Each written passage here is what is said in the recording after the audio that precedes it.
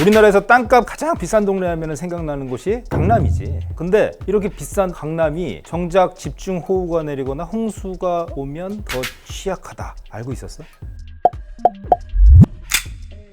그런데 어쩌다가 이렇게 보티 잘잘 흐르는 강남이 상습 침수 구역이 된 걸까? 바로 강북과 강남의 지형 차이 때문이야. 고지대와 저지대가 섞여 있는 또 남산이 있는 강북에 비해서 강남은 저지대가 상당히 많이 있거든. 강남 중에서도 강남역 부근은 특히 역삼동이나 논현동 주변 부근보다 약 17m 정도나 지대가 낮다고 해. 그래서 이곳에서 침수 사고가 자주 나는 것 같아. 또 강북 지역에는 비교적 산이 많잖아. 비가 오더라도 산에서 나무가 이렇게 머금어주는 물이 많은데 반해서 강남 지역은 아스팔트 이런 도시만 있기 때문에 빗물이 상대적으로 어디 머금어주는 곳이 없기 때문에 침수가 잘 이루어진다고 해. 특히 2011년 집중호우를 기억하는 사람들이 있을지 모르겠는데 그때는 강남 지역의 피해가 진짜 심각했어. 그 당시에 이제 사회부에 있었는데 사회부 후배 기자들이 거의 물에 잠겨가면서 이제 취재를 했는데 가장 충격적이었던 게 우면산 3사태지. 이거는 진짜 자료화면을 보여줘야 돼. 우면산이 사실 서울 강남 도심에 있는 거잖아. 그 산이 집중호우로 많은 물을 머금고 있다가 산 자체가 무너져 내린 거거든. 진흙더미와 함께. 그때 인명피해도 있었고 아파트 인근까지 그 산사태가 여파를 미쳐가지고 충격을 줬었지.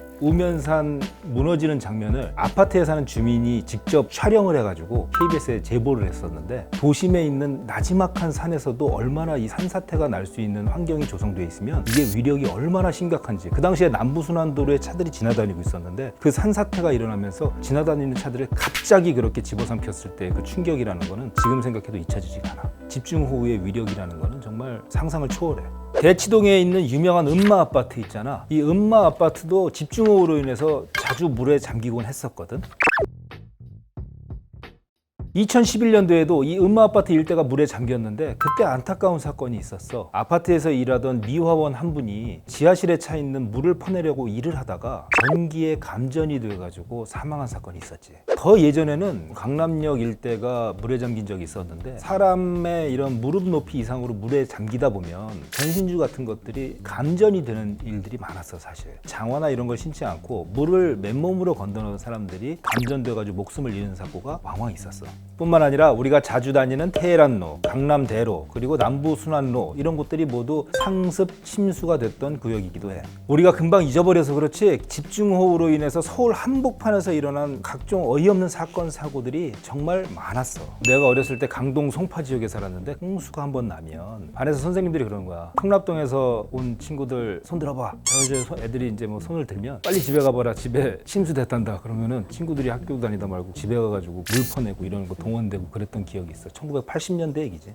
지대가 낮은 거는 빗물 펌프장이나 배수 펌프장을 통해 가지고 많이 해결을 했음에도 불구하고 최근에 집중호우가 내리면은 물바다가 되는 경우가 많은데 그거는 왜 그러냐면 도로에 있는 그 하수 시설들이 있는데 낙엽이나 쓰레기나 모래 같은 거, 먼지 같은 거에 막히면 집중호우가 오면 그게 용량이 처리가 다 안 돼가지고 일시적으로 이렇게 물이 차는 경우가 종종 있었거든. 최근까지도. 그럴 때도 전기 사고를 조심해야 돼. 하지만 강북이 상대적으로 고지대가 많다고 해서 완전히 안심할 수 있는 건 아니야. 집중호우가 오면 안전지대는 없다고 보는 것이 맞아. 장마철이나 집중호우 때, 침수 때 어떻게 행동해야 되는지 궁금한 점이 있다면 댓글로 달아주면 친절하게 답변할게. 그럼 또 다음 난리로 찾아올게. 안녕.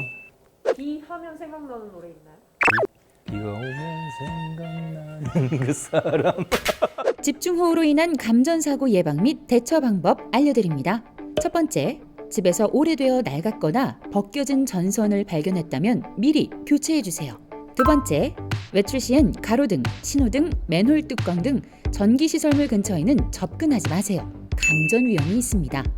세 번째, 집 일부가 침수되었다면 즉시 누전 차단기를 내리고 고무장갑이나 마른 천을 사용해 가전제품 플러그를 뽑아주세요. 네 번째, 가전제품의 물기가 마르지 않은 채로 사용하면 감전 위험이 있어요. 판매사 AS센터에서 점검 후 재사용하세요. 다섯 번째, 만약 감전사고가 발생하면 즉시 119에 신고한 후 차단기를 내리고 고무장갑을 이용해 피해자를 전선이나 기기로부터 떼어놓으세요.